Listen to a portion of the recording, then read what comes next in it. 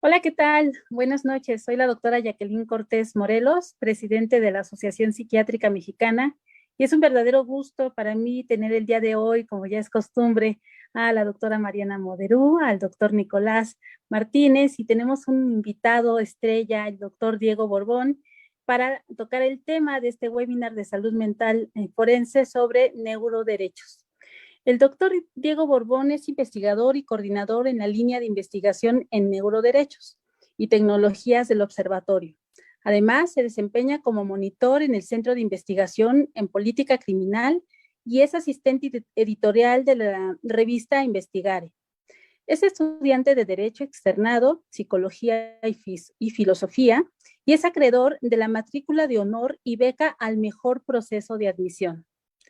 Se ha certificado en el curso de Neurociencia Médica de la Escuela de Medicina de Duke University, así como en diplomados en la teoría del delito, derecho probatorio, técnicas de litigio penal y construcción de paz. Autor y coautor de múltiples artículos publicados en revistas científicas nacionales e internacionales, entre las que se encuentra una publicación en la prestigiosa revista Frontiers in Human Neuroscience, miembro de la Asociación Mexicana de Neuroética y la International Society for Therapeutic Jurisprudence, ponente en congresos académicos, invitado en seminarios internacionales y miembro de semilleros de investigaciones en psicología jurídica y política criminal. Le damos la bienvenida, le comentaba al doctor en unos minutos antes de entrar al aire, que de verdad es admirable, lo felicito, de verdad de ser alguien tan joven y que haya hecho tanto, tanto en esta materia. Estoy segura de que vamos a aprender mucho de este webinar y bueno, pues sin más ni más, los dejo en buenas manos. Muchas gracias. No, bueno, pues muchas gracias, Nico. Pues obviamente, primero que nada, darte la bienvenida, Diego, y agradecerte que estés de verdad aquí con nosotros para compartir lo que tú has avanzado, lo que tú has investigado sobre este tema de los neuroderechos, que creo que por un lado es un tema muy importante, no solamente para los abogados, sino también para los médicos y para las personas que tienen que ver con el tema de salud mental. Entonces, creo que es importantísimo el tema que hoy estás con nosotros para compartir, así que te lo agradezco y también me uno a las felicitaciones por todos los logros que has tenido en una edad tan corta. Pero yo quisiera que para primero, ahora sí que para empezar y empezar desde el ABC, porque no todos sabemos de los que estamos aquí, ¿qué son los neuroderechos? A mí me gustaría que primero nos dijeras eso, ¿qué son? Primero acércanos al tema y ya después profundizamos. Entonces, primero el ABC. ¿Qué son los neuroderechos? Perfecto, pues de antemano agradecer la invitación, estimada doctora Jacqueline, doctora Mariana, doctor Nicolás. Realmente es un gusto, un verdadero placer estar con ustedes desde Colombia, desde Bogotá, y sin duda hablar de un tema tan importante. Digamos, los neuroderechos es una propuesta realmente reciente que proviene de los foros de neuroética, no tanto el neuroderecho como campo de estudio. Podríamos ubicarlo concretamente en el año 2017. En ese año salieron dos grandes publicaciones, las de Marcelo Bianca y las de y Roberto Andorno, y el equipo liderado por Rafael Yuste, Sarah Goering y el Morningside Group. ¿Qué son los neuroderechos? Y es que, digamos, frente al avance exacerbado y realmente preocupante de ciertas intervenciones neurotecnológicas y también de la inteligencia artificial, sale la gran pregunta, claro, ¿cómo regulamos este avance de neurotecnologías? Esta propuesta en neuroderechos busca, en esencia, crear una nueva categoría de derechos humanos que se incorpore tanto en el ordenamiento internacional público como en convenciones de derechos humanos, tales como la Convención de Derechos Humanos, Universal de Derechos Humanos, pero también que se aplique y se adapte a los ordenamientos jurídicos nacionales de cada país. Entonces, como les comentaba, la propuesta de Marcelo Bienca y de Roberto Andorno, que fue la gran primera publicación en el artículo seminal, propone crear 4 neuroderechos. En cambio, una propuesta un poco ligeramente distinta, y es la más conocida, que es la de Rafael Juste, Sarah Goering, que actualmente está liderada desde la Universidad de Columbia, y es la Neuro Rights Foundation.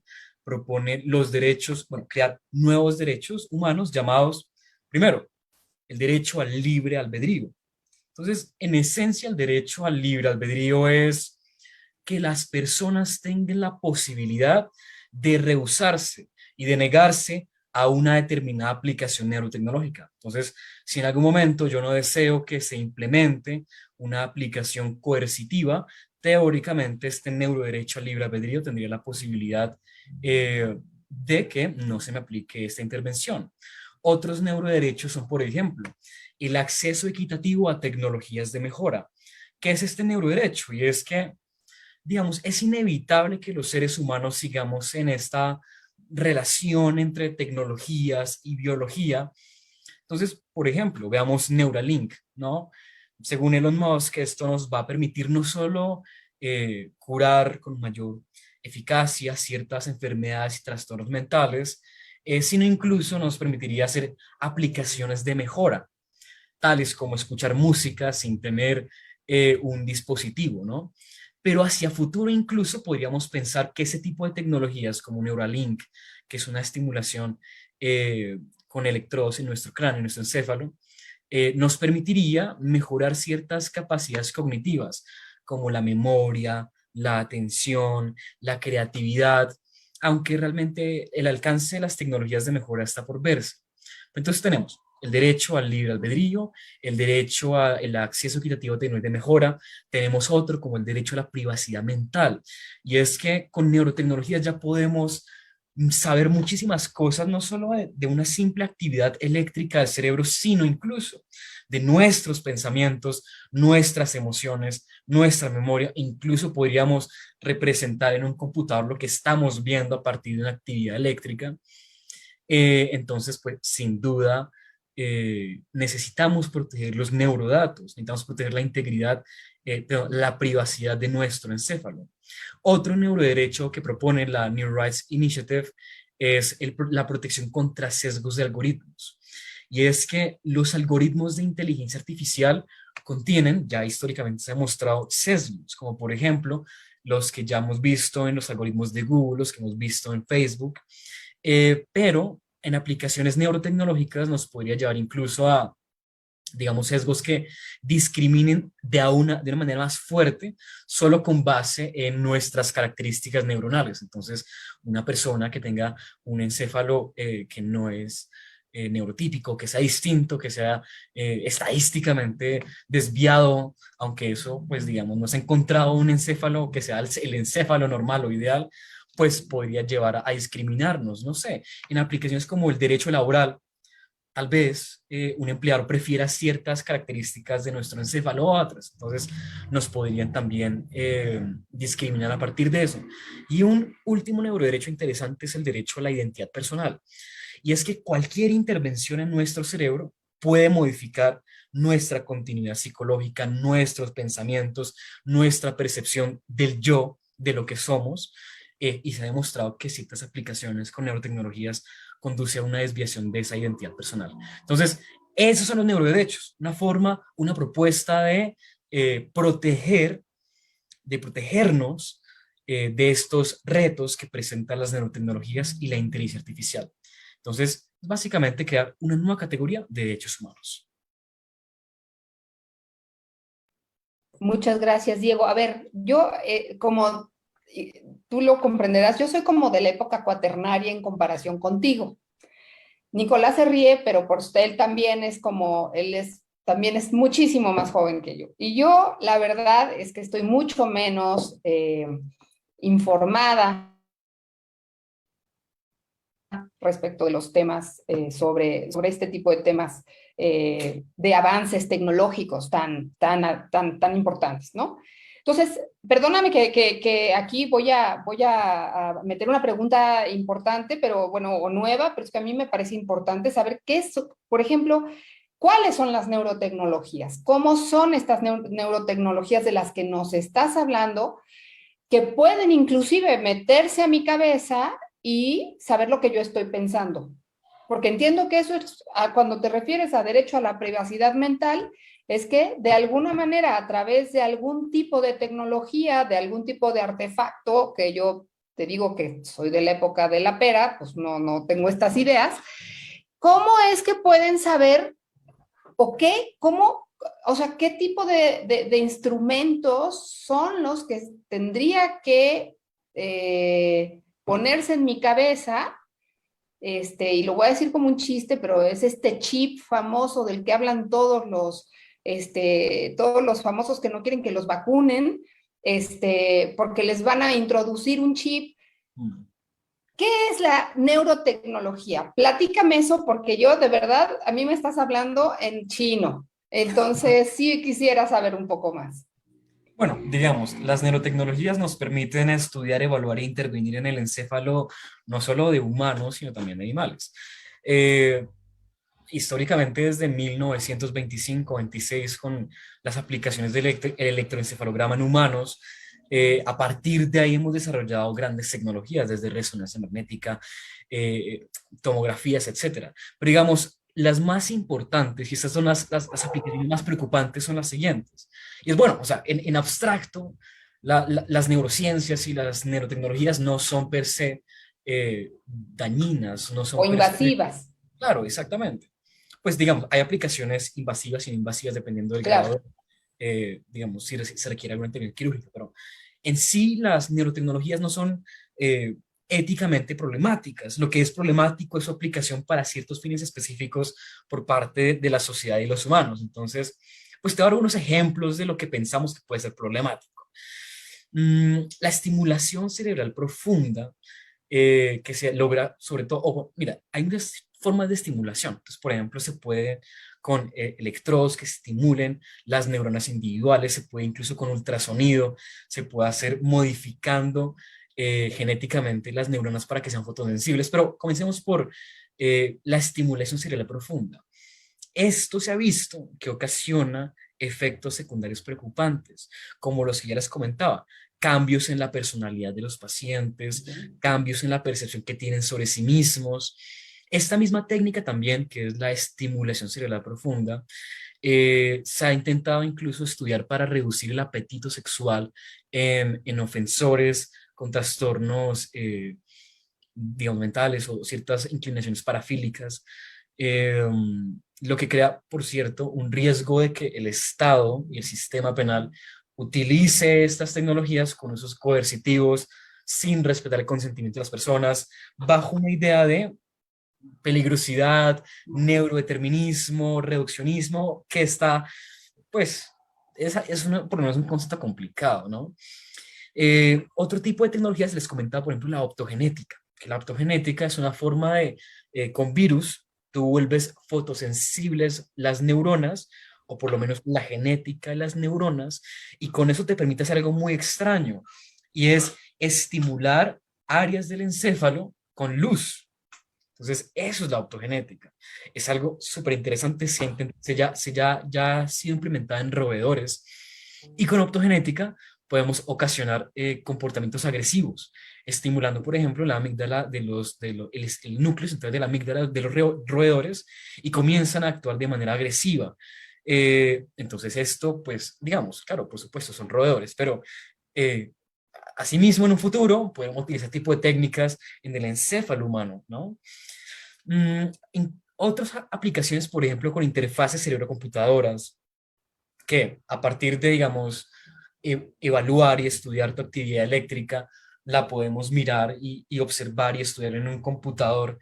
Eh, es posible traer información sensible de las personas. Por ejemplo, podríamos saber, les doy un ejemplo muy interesante. Es decir, usualmente entendemos el encéfalo como parte solo de nuestra individualidad, ¿no? Entonces, somos nuestro encéfalo y yo soy de Borbón y ustedes son ustedes, ¿no?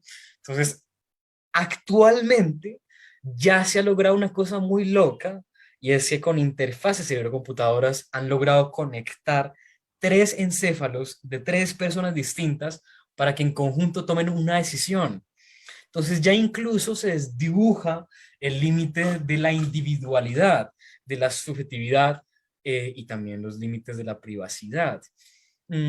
Otros ejemplos, así ya para, digamos, ser más concisos, la estimulación con ultrasonido, que esto ya Es decir, la estimulación con ultrasonido ya no se requiere hacer una cirugía invasiva en el encéfalo de una persona, sino simplemente estimulando externamente con ultrasonido podemos modular decisiones, podemos determinar que una persona elija esto o aquello. Entonces, no sé, eso también tiene cosas, aplicaciones en el tema de los negocios, mm, del marketing, etcétera. Y en materia criminal, sobre todo nos preocupa tres aplicaciones concretas en materia penal. Y es la neuropredicción, que es a partir de, por ejemplo, resonancias magnéticas estructurales, pretender buscar cuál es la estructura o el funcionamiento patológico del criminal, ¿no? Y a partir de ahí entonces podemos no solo evaluar el riesgo de reincidencia, sino incluso anticiparnos, entre comillas, porque esto es supremamente problemático éticamente, pero además metodológicamente aún no es muy certero, pero teóricamente la neuropredicción nos permitiría anticiparnos al delito, no sé, evaluando en una fila a los ciudadanos y decir, ah, bueno, tú tienes esto en tu cerebro, entonces, encéfalo, tú eres potencialmente peligroso, te vas a la cárcel sin ni siquiera haber cometido un delito. La otra tecnología en materia de criminal que nos preocupa es la detección de mentiras. No solo con el electroencefalograma y el potencial P300, sino incluso con resonancia magnética funcional, tú puedes saber con más o menos mayor precisión que con el polígrafo si alguien está mintiendo. Y la última aplicación que les traigo interesante es la mal llamada moral enhancement o mejora moral, que es la idea de que, bueno, claro, si tú identificas que alguien tiene cierta, entre comillas, patología en su cerebro, en su encéfalo, que nos haga relacionarlo con el crimen, lo que vamos a hacer es intervenir coercitivamente en el encéfalo de esta persona para hacerle una mejora moral y que ese riesgo supuestamente certero de delincuencia no se dé. Estos son algunos ejemplos de aplicaciones neurotecnológicas que nos preocupan, pero sin duda hacia el futuro, mientras más sepamos del encéfalo humano, que ya sabemos muchísimo, por supuesto, más invasivas, incluso no invasivas técnicas, se van a realizar que pueden tener aplicaciones muy complicadas para la dignidad de las personas.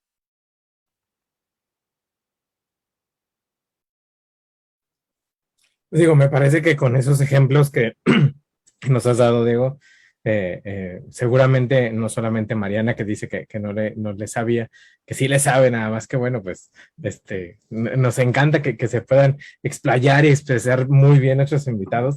Pues la audiencia seguramente ya tiene un poco más de claridad a qué se refieren todas estas tecnologías.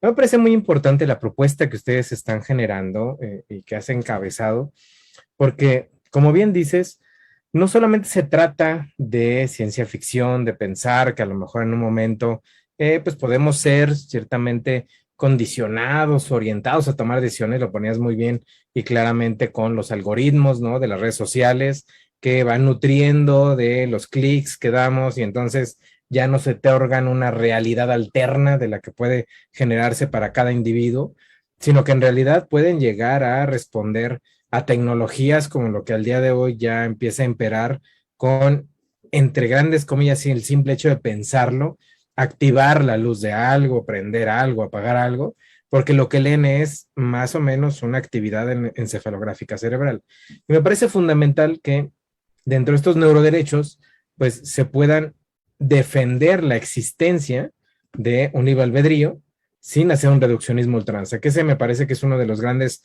conflictos de aquellos entusiastas de las neurociencias, y no quiero decirlo en general, porque me parece que científicos muy, muy bien avesados y muy entendidos de las neurociencias, pues no se van hacia esos lados tan reduccionistas, ¿no? Entienden las limitaciones de la resonancia, como en este caso de la neuropredicción, que yo también estoy sorprendido de que eso siga, ¿no?, como hacia adelante, como si en realidad pudiéramos predecir el delito y la conducta antisocial de los seres humanos. Pero un poquito me encantaría que nos platicaras sobre todo ya de estos neuroderechos, ¿por qué son necesarios y tú cómo has visto que se han implementado, ¿no?, a nivel internacional? Que nos cuentes cuál es la experiencia, que lo que has visto tú y por qué consideras que son necesarias estas protecciones, digámoslo así. Permíteme hacer un ejemplo muy breve antes de que nos contestes. me parece que es un tanto el warning que teníamos cuando empezamos con el genoma humano, ¿no? Y la primer clonación de la oveja Dolly, de repente decir, oye, pues ya tenemos la posibilidad científicamente de manipular el ADN, y en consecuencia, pues hay que tener reglamentación, hay que tener límites, hay que tener posibilidad de que las personas también tengan decisión. Y bueno, al día de hoy, pues la gran, digamos, el punto de debate en cuanto a genes, pues este científico de China, ¿no? Que se atrevió a hacer esta edición científica de un par de mellizas para no tener un gen al cual se acoplaba el VIH, y que pues las pobres chicas están ahorita en tela de juicio de toda China y de todo el mundo para saber cómo evolucionan y ver si no tienen consecuencias, ¿no? O sea, al día de hoy, genéticamente tenemos la capacidad con ese conocimiento de generar quimeras, pero pues hay que detenerlo, ¿no? El no llevarnos a ponernos branquias para respirar abajo del agua al rato. Entonces, en este caso, ¿tú qué nos dirías? ¿Por qué son necesarios y cómo se han ido implementando a nivel internacional los neuroderechos, Diego? Bueno, voy a ser imparcial, ¿no? Yo he sido muy escéptico frente a la conveniencia y la necesidad de implementar los neuroderechos como están propuestos. Es decir, sin duda, es decir, a ver, parecemos una secta los que hablamos de neuroderechos, porque somos muy pocos, ¿no? Y sobre todo muy pocos a nivel hispanohablante. Sin embargo, me parece que las propuestas que se han implementado en países como en Chile o en España no han sido suficientemente debatidas, lo que puede generar ciertos problemas, porque hay que buscar sin duda un consenso antes de hacer algo tan importante como esto. Pero voy a dejar los comentarios para después, quizás. Vas a entrar en este momento en dónde se han implementado los neuroderechos y por qué son necesarios. Entonces, realmente los dos países donde más se ha implementado legalmente son, por supuesto, Chile, que es el caso ejemplar, el primer país en el mundo, y es un país latinoamericano, en reformar su constitución política e implementar una cláusula de protección de la integridad mental. Esto es un gran avance, porque en Chile, un país latinoamericano, por primera vez se llevó a cabo en el Congreso de la República eh, una verdadera discusión sobre estos temas. Entonces, en Chile ya tienen una reforma constitucional. Ahora, por supuesto, en este momento está en una constituyente, entonces es posible que eso varíe de lo que quede incorporado en la nueva constitución. Pero además de la reforma constitucional, están tramitando un proyecto de ley para regular ya en particular, mucho más específicamente, los neuroderechos. Inicialmente, ese proyecto de ley data más o menos desde octubre de 2020, si no me equivoco. O sea, lleva un gran rato discutiéndose, porque es algo que en Chile se han dado cuenta que es muy difícil de regular, porque uno no sabe en concreto cómo enfrentar los límites de las tecnologías. Sabemos, digamos, los principios básicos, que sabemos que hay que respetar la autonomía, el consentimiento, la privacidad, la integridad, etcétera, pero al momento de precisar cómo regular en particular y en concreto esto es mucho más difícil.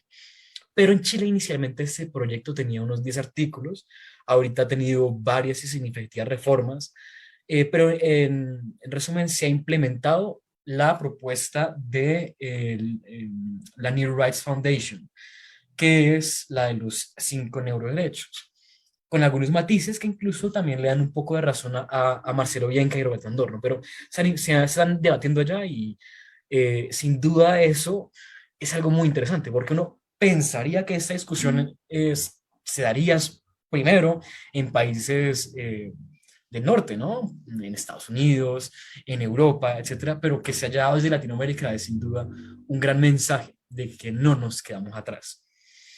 Y en España tienen algo llamado la Carta de Derechos Digitales, que es en esencia un documento legalmente no vinculante, pero sí orientativo, donde tienen varios capítulos de protección, por ejemplo, en redes sociales, en Internet, pero también tiene un capítulo específico sobre neuroderechos. Y ahí están consagrados los 5 neuroderechos que les he comentado: libre albedrío, integridad mental, privacidad, protección contra sesgos. Aunque bueno, esto no es, como les decía, legalmente vinculante. En otros países ya se está discutiendo, también está llegando muy cerca a estar en el legislativo, por ejemplo, en Argentina hay varias personas que están llevando esa discusión al Congreso. Y sin duda, pues, por ejemplo, en México, esto ha sido un objeto de estudio importante. Incluso en el Instituto Nacional de Ciencias Penales ya existe el doctorado en Neuroderecho y Psicopatología Forense con una línea de investigación específica en neuroderechos humanos. Entonces, eso es lo que ha sucedido hasta ahora. Digamos, en Francia también han regulado con leyes la inteligencia artificial. En Colombia ya tenemos una ley de inteligencia artificial, por ejemplo, pero no particularmente de neuroderechos. ¿Por qué es necesario? A ver, yo creo que la pregunta no es si hay que regular la neurotecnología. Eso es algo que ya todos deberíamos saber. Hay que hacerlo, ¿no? La pregunta es cómo, y ahí está la gran cuestión. Mm, Esto lo dejo para después, pero lo que sobre todo hemos comentado es, sin duda, los neuroderechos pueden servir como principios orientadores, ¿no? Como lineamientos básicos de lo que queremos y lo que valoramos como sociedad. Entonces, por eso queremos proteger el consentimiento, queremos proteger la igualdad, la privacidad, la integridad, eh, pero sí pueden haber ciertos problemas en la definición de los neuroderechos, en la aplicación práctica y en ciertos postulados éticos. Pero como les decía, digamos, yo creo que en este momento neuroderechos es la forma más famosa y reconocida o el planteamiento más reconocido de cómo regular neurociencias. Aunque sin duda hay que complementar esto con leyes, con tratados internacionales, pero es un buen comienzo. Si quieren, ya después miramos las críticas, pero hasta ahí dejo la respuesta. Mariana, por favor. Mira, yo te voy a decir una cosa, que a mí estas cosas de constitucionalizar todas estas cuestiones, por lo menos en México, el hecho de que se reconocieran los neuroderechos, así como los estamos diciendo, como otra categoría de derechos humanos, significaría que el Estado, por lo menos así es la concepción en México, el Estado está obligado a garantizar la protección de estos derechos, ¿no? México desafortunadamente creo que no tiene, pues no sé si la infraestructura o inclusive el avance como para poder tener el compromiso de proteger estos derechos, por lo menos hoy, no lo sé, en un futuro, ojalá que así fuera. Todavía nos seguimos peleando de si el derecho al olvido en Internet o si el derecho a muchas cosas que todavía no tenemos en México muy claro. Pero me parece muy interesante, pero en un país, te digo, en el que estoy hablando de México, en el que las protecciones constitucionales se hacen por modas, me preocupa un poco que sin tener realmente no una conciencia, pero sí una total conciencia del alcance de los neuroderechos, se llegaran a poner en la Constitución y luego pues eso no hay ni quien lo garantice. Entonces se vuelve una letra muerta, como en nuestra Constitución tenemos muchas cosas, ¿eh? Y quiero hacer el comentario porque tú estás estudiando Derecho, yo soy abogada, durante muchos años me dediqué al estudio del derecho constitucional y del derecho administrativo, a eso me dedico hoy. Entonces me preocupa en el momento en el que una persona venga y me diga, es que no me respetaron mi neuroderecho a libre albedrío. Y yo digo, ay, Dios mío, ¿y eso? ¿Cómo se lo vamos a proteger? ¿Sabes? Me parece interesantísimo lo que estás diciendo, sin embargo, por otro lado, me cuesta mucho trabajo y lo digo, soy juzgadora, eh, pensar cómo aterrizaría yo una protección así, ¿no? Me parece interesantísimo y por eso es que hago el comentario, porque creo que, y seguramente tú la habrás visto y seguramente Nicolás también, hay una película, no recuerdo el nombre, de Tom Cruise, en la que efectivamente, por alguna razón, le detectan en el cerebro que él puede eventualmente delinquir o cometer un delito o matar a alguien, y entonces lo empiezan a perseguir antes de que cometa nada, ¿no? Y creo que ahí es donde viene la conexión con la siguiente pregunta, y es esta relación entre los neuroderechos y el derecho penal, ¿no? Y la posibilidad de sanción a una persona, a partir de cuándo ya puedes, o van a ser una serie de derechos preventivos para prevenir la posibilidad de que una persona cometa un delito, o lo vamos a prejuzgar de que ya vamos a decir,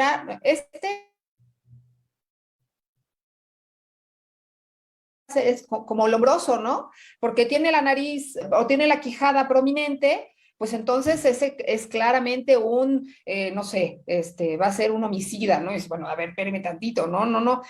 Eso es lo que me parece bien delicado, ¿no? Y que creo que además, por eso es importante que hablemos, bueno, ok, ¿qué nos van a dar estos neuroderechos? Porque acordémonos de una cosa siempre, sí, yo tengo neuroderechos, pero también tengo obligaciones, y tú que estás estudiando derecho lo sabes, todo derecho te genera una obligación. Entonces, ¿qué me cuentas de eso? Tú que estás estudiando esto y lo estás estudiando el derecho enfocado, me queda clarísimo que tú debes de estar estudiando el derecho enfocado a esto, a la realización de estos derechos. ¿Cómo has visto esas cuestiones? ¿Cómo piensas resolver esos problemas o cómo propones resolver esos problemas? Tu pregunta es muy pertinente. Digamos, en conjunto con, también especialmente con mi hermana, que es ingeniera biomédica, hemos estudiado esos tipos de cuestiones y también las hemos extendido a la comunidad de nuestro grupo de investigación en Colombia y también por fuera con las redes como la Asociación Mexicana de Neuroética y su Junta de Neuroderechos. Pero fíjate que, digamos, en esa trayectoria ya se ha publicado, esto lo empezamos más o menos en 2020, a finales. Ya hemos publicado 3 artículos hablando particularmente de estas cuestiones y fíjate que pronto, espero más o menos para julio, junio, está aceptado, pendiente de publicación en la revista Cuestiones Constitucionales, que es la revista mexicana de Derecho Constitucional de la UNAM, un artículo particular sobre neuroderechos y derecho penal. Entonces es una cuestión que me interesa profundamente porque actualmente el derecho penal es la forma más lesiva de derechos fundamentales con la que cuentan los estados para hacer control social. Digamos, no hay nada más lesivo, nada más dañino que el derecho penal. Pero las neurotecnologías, por más que sin duda han mejorado el bienestar general de la población, han ayudado a promover la salud mental, a evaluarla, a intervenir y a curar enfermedades mentales, sin duda alguna se puede aplicar de unas maneras nefastas e inaceptables que no podemos permitir desde estados que se reconozcan como estados constitucionales de derecho. En materia penal, como te comentaba, hay 3 principales retos que he identificado y que más me preocupan. Y es el primero, el que tú mencionas, que está en la película Minority Report, donde estaba Tom Cruise, por ejemplo. Y es algo que ya se está haciendo, y es neuropredicción. Neuropredicción, digamos, en muchas latitudes, incluso México, Estados Unidos, aunque no en Colombia, ya se han implementado test psicológicos de predicción, entre comillas, de la posibilidad de reincidencia o de violencia, que hay que aquí reconocer desde ya que el delito no es algo que exista en la mente de la gente, en el cerebro de la gente, sino que es una construcción social. El delito es una etiqueta que se le otorga a un conflicto cuando se quiere dar esa etiqueta. Así de sencillo. Entonces el delito no está por ahí. Claro. En el cerebro de la gente. Entonces, neuropredicción, como les comentaba, es la idea de que a partir de ciertos neuromarcadores podríamos pensar que se puede predecir el riesgo concreto de que alguien cometa un delito violento, sobre todo, ¿no? Porque aquí a que uno prediga, por ejemplo, un delito de cuello blanco, pues eso no es posible, ¿no? No sé, desde inicios del año 2000, Adrian Rain publicaba, por ejemplo, que los correlatos neuronales de la psicopatía se pueden encontrar en la corteza prefrontal, no sé, que estadísticamente una persona con psicopatía tiene 13% menos de corteza gris prefrontal. ¿no? Y así sucesivamente, pues ha identificado más marcadores en la amígdala, en la ínsula también, etcétera. No solo también de la psicopatía, sino de muchos trastornos mentales que pueden tener cierta correlación con la desviación.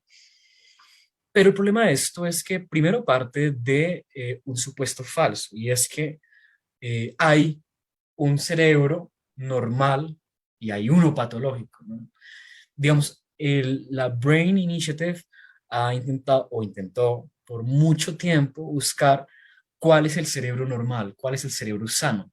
Ese es el cerebro normal. Vamos. No, eh, de cierta forma, hace poco estaba en una clase de neurocriminología en diplomado con la gran neuropsicóloga Olga Galicia y ella decía algo muy interesante y es, todos disfuncionamos de cierta manera y todos compensamos esas disfunciones de determinada manera. ¿Con base en qué? No solo en la genética, ¿no? Sino sobre todo en la interacción de nuestra genética con el ambiente, que modifica la genética, que es la epigenética, y cómo el ambiente, desde la concepción incluso, moldea nuestro desarrollo cerebral. Entonces, no hay un cerebro normal, no hay un cerebro patológico.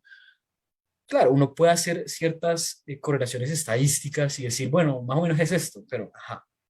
Entonces, la neuropredicción parte del supuesto falso de que hay cerebros inequívocamente normales, que son los que tienen tanto porcentaje de corteza prefrontal, la amígdala se activa en tanto porcentaje, que se secreta dopamina en tanto. No, entonces, eso no es posible, ¿no?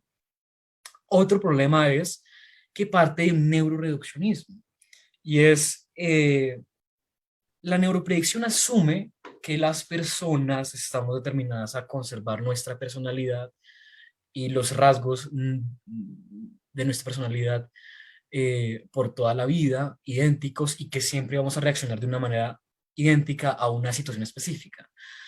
O, peor aún, que nuestro encéfalo es estático, y eso no es cierto. Si bien solo, digamos, en la infancia especialmente hay esos periodos críticos de neuroplasticidad donde es más moldeable nuestro encéfalo, nunca se pierde la neuroplasticidad y toda interacción con el ambiente necesariamente modifica, así sea en una mínima proporción, nuestro encéfalo. Entonces, la idea de que no puede predecir el riesgo de violencia es una idea falsa, por lo menos. Y especialmente debemos como sociedad y como Estado priorizar aplicaciones no reduccionistas, aplicaciones de intervención social, psicosocial, económica, laboral, porque, claro, por supuesto, una persona que ha vivido toda su vida deprivada de correcta alimentación, sin el amor de sus padres, que ha sido maltratada, abusada, bueno, por supuesto que su encéfalo va a disfuncionar de una determinada manera con base en esa interacción en el ambiente, ¿no? Pero eso se puede modificar.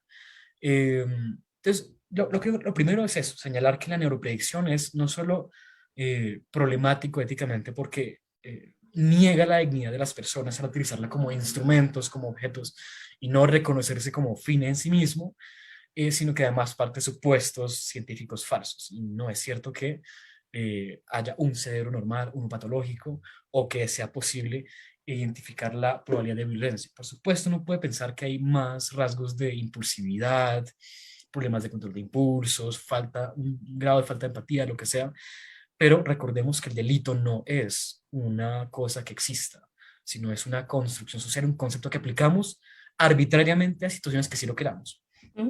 Y las otras, como te comentaba, que nos preocupa son la detección de mentiras, porque, bueno, también parte de...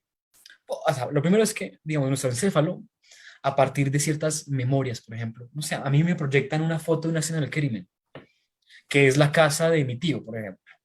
Yo he ido a la casa de mi tío y por lo tanto es normal que en mi encéfalo se active un área específica de la memoria que diga yo estuve ahí. Entonces, a partir de ahí no se sigue que yo era el responsable de ese homicidio, sino que simplemente tuve una memoria de un lugar donde ya estaba, ¿no? Entonces, también ese tipo de cosas que vulneran el derecho a la autoincriminación son problemáticas.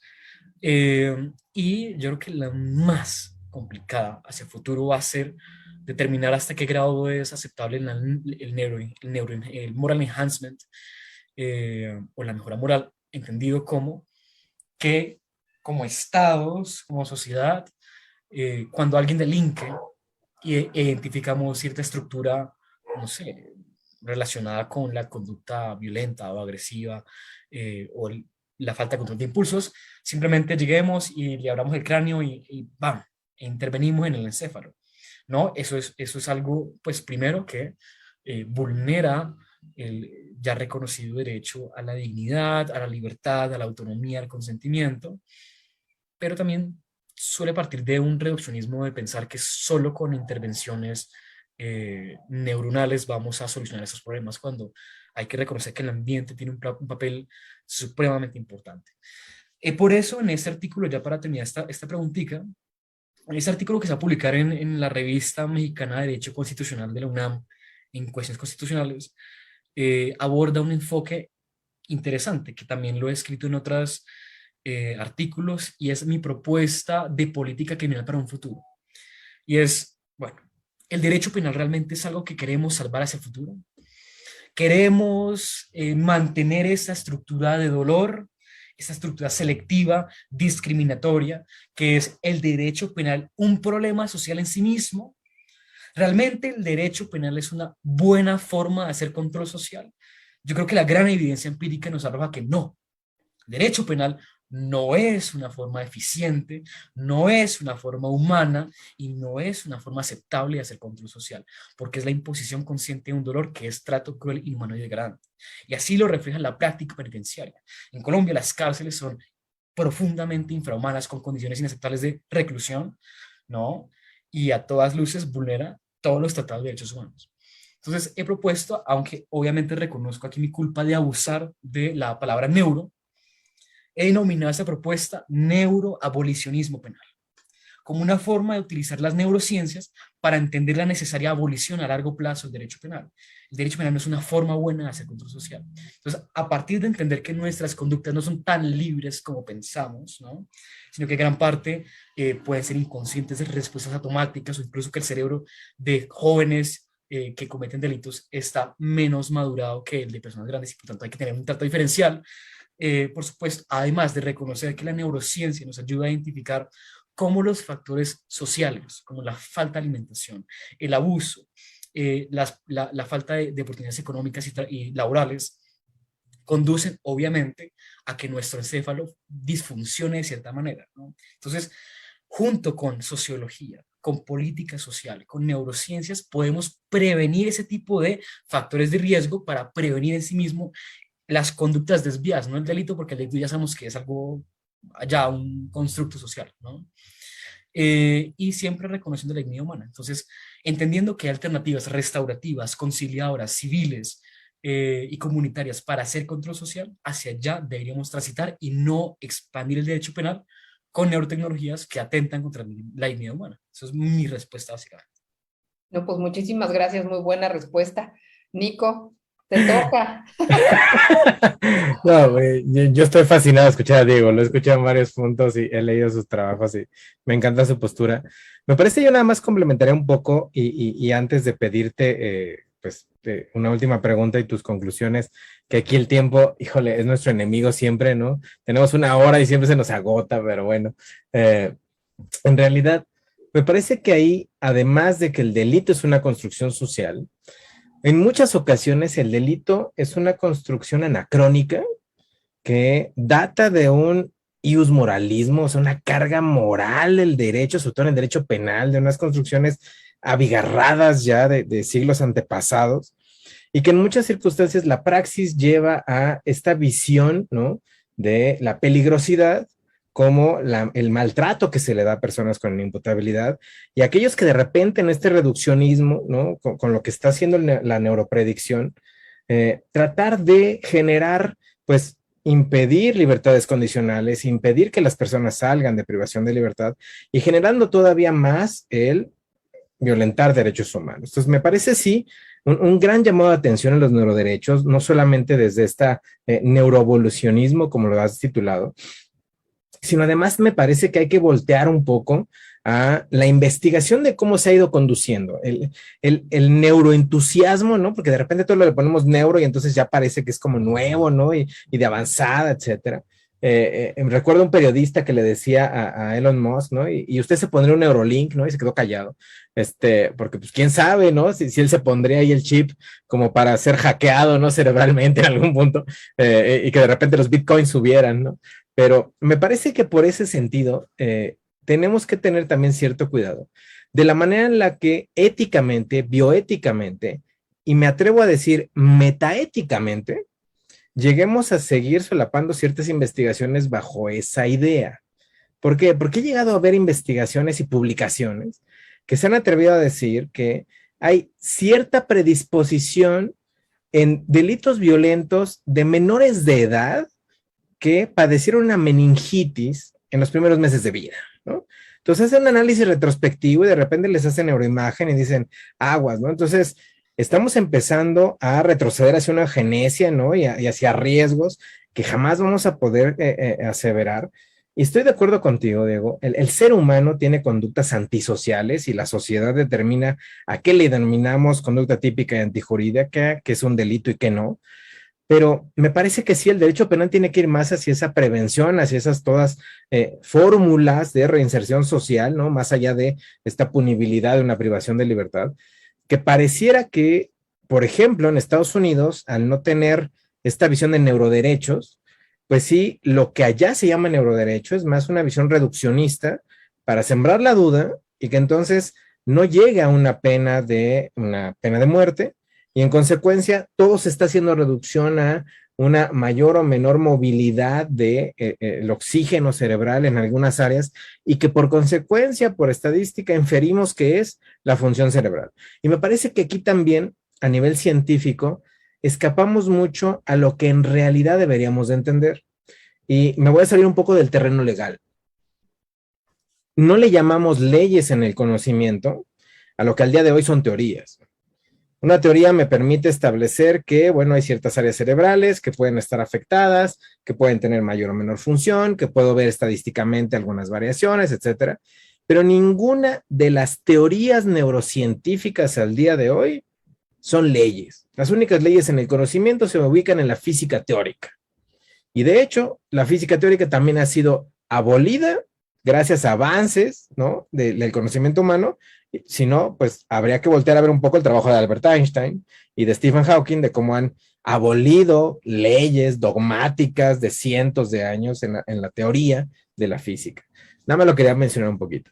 Pero bueno, me encantaría, sí, para concluir, nos puedes aportar un poco cómo podríamos contribuir, ¿no? Los latinoamericanos a estos neuroderechos, y cómo concluirías tú que ves el futuro de esta investigación y de esta línea. Bueno, yo creo que incluso frente a la intervención que has dado, que es muy importante entenderlo, porque ese neurohype que hay, neuroentusiasmo, debe ser entendido con precaución. O sea, la neurociencia es muy importante, pero tenemos que tener cuidado en llegar a resultados que no son acordes a la evidencia y a una interpretación filosófica adecuada. Pero incluso yo no diría ni siquiera que el derecho penal tiene que enfocarse en la prevención, porque el derecho penal presupone en sí mismo el fallo de la prevención. Presupone que ya hubo un delito, ya no hay nada que hacer, y por tanto una conducta típica antijurídica materialmente, y pues no es culpable, ¿no? Y sin duda hacer prevención con derecho penal no sirve. O sea, si nuestro sistema penal, la principal conclusión, consecuencias son las cárceles, ya está supremamente documentado como las cárceles, o incluso digamos, la segregación social, y en países latinoamericanos, las condiciones crueles, inhumanas y degradantes de reclusión generan efectos neuropsicológicos adversos de una magnitud impresionante. O sea, la persona que entra tan solo 3 meses, y esto está publicado en un artículo de 2018, 3 meses de reclusión se relaciona con una disminución significativa del control de impulsos y de la atención. Entonces, sin duda, no sé, hay que cambiar el paradigma realmente porque eso, lo que hacemos no funciona. Y hay mejores formas que funcionan más efectivamente, que no lesionan tan gravemente derechos fundamentales. ¿Cómo podemos aportar desde Latinoamérica, no? Primero es debatir sobre esto, y es llevemos a las universidades, a los foros sociales, a los foros políticos, esta discusión sobre cuáles son los límites permisibles que le queremos otorgar a la neurociencia. ¿Cuál es el límite de la investigación científica? Incluso no solo con aplicaciones de las que he mencionado, sino aplicaciones que hacia el futuro verdaderamente nos pueden volver ni siquiera humanos, sino posthumanos, unos seres que ya no pueden identificarse de ninguna manera como biológicos, ¿no? Pues eso es importante. ¿Y por qué es importante debatirlo? Porque creo que en Chile hubo un problema, y es que llegó una fundación internacional a decirles, proponemos estos neuroderechos, y en mi percepción, como hubo tan poca discusión pasada y previa a esta implementación, eh, se aplaudió la iniciativa de extranjeros y se dijo, excelente, implementémosla, sin saber qué estamos realmente haciendo. Entonces, por ejemplo, o sea, hay que fijarnos en tres aspectos: aspectos conceptuales, aspectos prácticos y aspectos éticos. Conceptuales: neuroderecho al libre albedrío. ¿Qué significa eso? ¿No? O sea, libre albedrío es una facultad humana de poder actuar hipotéticamente de manera distinta, de tener posibles alternativas y control último sobre las acciones. Eso es una facultad humana, una capacidad, un poder, si siquiera decirse, ¿no? Uno no puede crear un derecho que se llame derecho a tener libre albedrío, ¿no? O sea, uno no crea un libre albedrío con un derecho fundamental. Más bien, o sea, si ustedes se fijan, lo que intenta proteger el neuroderecho al libre albedrío es el consentimiento informado, la libertad y la autonomía, nada más. Entonces, bueno, podríamos incluso tener esta protección con el ya existente derecho al consentimiento informado. Desde la Convención de Oviedo de Biomedicina y Derecho, pues ya estaba consagrada la protección de ese tipo de consentimiento informado, ¿no? Conceptuales, por ejemplo, también, ¿qué significa identidad personal? ¿No? ¿Qué es continuidad psicológica? Porque si ya sabemos que variamos y que el yo también es un fenómeno neuronal en conjunto con el ambiente, pues hay que saber qué es exactamente de identidad personal y continuidad psicológica, y hasta qué punto deberíamos permitir que neurotecnologías modifiquen esta identidad personal, porque sin duda cualquier aplicación la cambia, ¿no? Pero también aplicaciones médicas y terapéuticas. Entonces, ¿no se pueden hacer? No, pues hay que mirar con matices que esto no puede ser una protección absoluta, ¿no? Sino relativa. Solo mirar qué grado de esta identidad y continuidad se puede aceptar o no. Ahora, prácticas. O mejor, sigamos con éticas. Hay un neuroderecho que particularmente me preocupa éticamente, y es el neuroderecho al acceso equitativo a tecnologías de mejora. Entonces, ¿cuál es la base de este neuroderecho? Es, a medida de que se vuelva más rentable hacer neurotecnologías, las empresas van a crear más neurotecnologías en el mercado. Entonces, seguramente solo las personas con más poder adquisitivo van a poder comprarlas e incorporarlas. Entonces, se van a afianzar las desigualdades entre ya las existentes clases sociales, si se quiere decir, aunque es un concepto muy malo. Pero bueno, ¿cuál es el problema de este neuroderecho? Que presupone que es inevitable digamos, la incorporación de tecnologías de mejora cognitiva, y por lo tanto presupone que el Estado debe promover ese acceso. Es decir, como Estado, si incorporamos este neuroderecho, vamos a aceptar que financieramente subsidiemos y apliquemos tecnologías que no tienen fines terapéuticos ni de salud pública, ¿no? Si nuestros estados latinoamericanos no pueden siquiera garantizar la salud con aplicaciones terapéuticas, ni pueden tapar el hueco que está frente a nuestra casa, ¿no? ¿Cómo vamos a garantizar el acceso a miles de millones de neurotecnologías para todos los ciudadanos? Eso no es posible, no es financieramente posible, y además es éticamente problemático, porque es este debate entre humanismo, transhumanismo y posthumanismo. Realmente queremos dejar la puerta abierta a aplicaciones que nos lleven a hacer otra cosa que no son seres humanos biológicos. Entonces creo que hay aplicaciones prácticas y éticas que hay que debatir. Realmente este neuroderecho tiene sentido, y como la doctora Mariana decía, es decir, o sea, esto perfectamente se vuelve una letra muerta, ¿no? Listo, reconozcamos el acceso que todos tengamos a tecnologías que mejoren las capacidades cognitivas, que no son terapéuticas, ¿no? Bueno, vaya, el día siguiente llegan 100.000 personas a decir, implementeme Neuralink que cuesta $5.000. Es imposible, ¿no? Entonces, yo sugiero, y esto para terminar la conclusión, que desde Latinoamérica abordemos este debate con precaución. ¿no?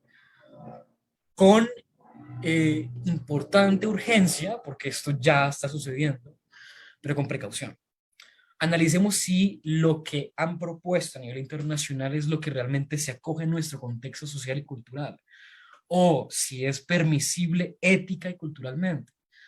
Y así es como deberíamos transitar, y no simplemente que lleguen iniciativas del exterior y les aprobemos y modifiquemos nuestro ordenamiento jurídico de manera automática sin mayor debate. Entonces, vea, para concluir, porque ya no nos queda más tiempo, ese es un debate importante. Invito a todos los que nos están viendo a vincularse a este debate, a investigar qué son los neuroderechos, cuáles son los neuroderechos, por qué son importantes, y que tengamos pensamiento crítico suficiente para saber si es esa forma o si esos son esos particulares neuroderechos los que queremos implementar. Entonces, yo agradezco muchísimo la invitación que me han hecho a esta conversación. Es un tema importantísimo, un tema que tenemos que debatir más y más para que nuestro encéfalo y nuestra privacidad y nuestra dignidad no se vea afectada irremediablemente hacia el futuro. Entonces, gracias por la invitación, invitados todos a vincularse a este tema. Pues muchas gracias. No sé si Mariana quieras decir algunas palabras. No, pues digo, nada más felicitarte, Diego, pedirte que sigas por ese camino que me parece que es importantísimo y que además necesitamos jóvenes como tú con esta visión de ir abriendo brecha, sobre todo para Latinoamérica, que como tú lo dices, no solamente debemos dejar que vengan los países que van más avanzados que nosotros a mostrarnos sus opciones y nosotros tomarlas sin considerar las características específicas de nuestros países, de nuestra cultura, de nuestras sociedades concretas. Y bueno, pues de verdad agradecerte, creo que has hecho un trabajo y estás haciendo un trabajo impresionante. Y bueno, pues que ojalá pudiéramos en otra ocasión volverte a tener. Me encantaría, ahorita mismo estaba pensando, Nico, que tenemos que, no solamente que hable con nosotros o que él, sino a lo mejor, por ejemplo, que hablara con otro profesional, que también, a lo mejor con un penalista. A ver, vamos a ver, ¿tú qué dices? ¿Qué dice el penalista? Creo que es abrir este diálogo que tú mismo nos estás diciendo, hablemos, discutamos los temas, veamos cómo se pueden resolver estos problemas en nuestra realidad, pero hagámoslo ya, porque ya están encima de nosotros. Y tenemos muchos problemas encima de nosotros que no hemos resuelto, así que por lo menos empecemos con uno y que es uno tan importante, ¿no?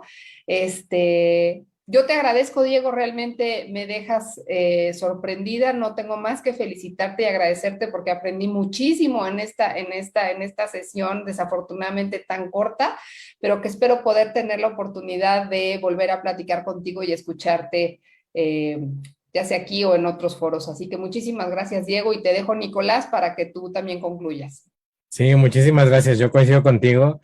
Y ya tengo ahí en miras un par de foros que quiero que Diego nos acompañe este mismo año para que pueda justo tener estos debates y tener compartir el conocimiento que ha empezado a recabar y este punto de vista que me parece fundamental de poder entender completamente hacia dónde vamos, qué tenemos que hacer y cómo dirigirnos, ¿no? Y como bien dices, pues el seguir abriendo brecha, que para América Latina siempre es necesario, ¿no? El poder empezar a tener justo semillas de poder ir modificando. Y yo te felicito, Diego, arrancaba yo el día de hoy con el anuncio de que, bueno, ya teníamos un montón de participantes de toda América Latina. Estamos cerrando con personas de Bolivia, Colombia, Ecuador, Guatemala, Honduras, de México, de Nicaragua, de Perú.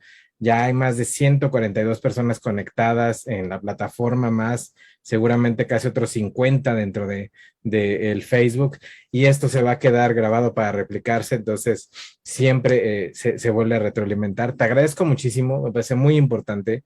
Te invito a que por favor sigas así, que tengas este garbo de poder, diría Michel Foucault, combatir la psiquiatrialización del delito, que me encanta, ¿no?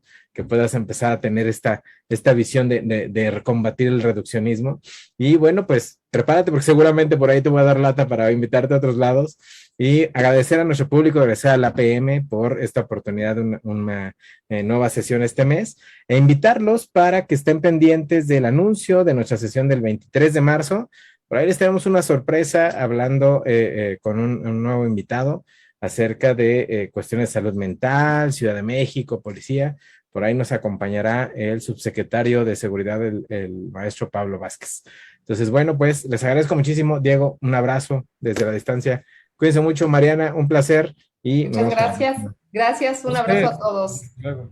Los Hasta invito luego. también a buscar en Google el Observatorio Latinoamericano de Derechos de Empresas del Externado, donde investigamos. También me puedo buscar como Diego Borbón. Conversemos, hablemos, mándenos correos e interactuemos. Creemos una comunidad latinoamericana. Todos bienvenidos y buena noche. Muchas gracias, Muchas Diego. gracias. Gracias, Diego. Gracias a todos. Buenas noches.